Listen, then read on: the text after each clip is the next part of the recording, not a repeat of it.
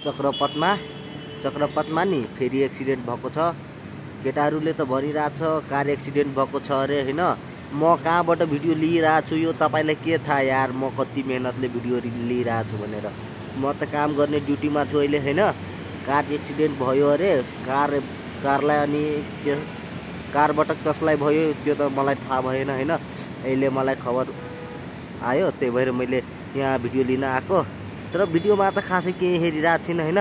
तर कारवालाको चाहिँ एक्सिडेन्ट भएको छ अरे त्यस्तै सुनेको। त्यहाँ मान्छेहरू छ नि, त्यहीको छलफल भइरहेछ होला।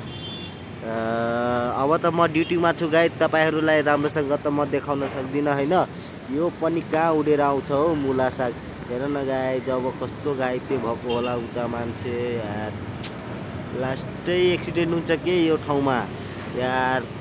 हप्तामा 1-2 चोटि भइहाल्छ एक्सिडेन्ट यो ठाउँमा त।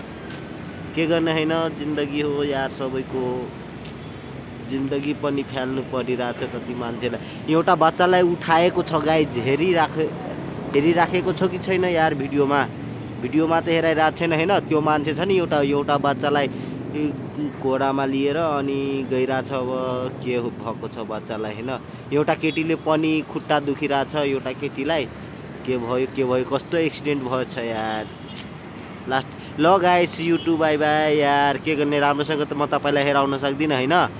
अब यतिकै हेर्नलाई मैले यतिकै भिडियो हेराउन सक्यो गाइस तिमीहरूलाई है।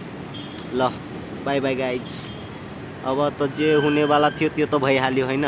हामीले पनि के गर्ने हो यार, भइसक्यो।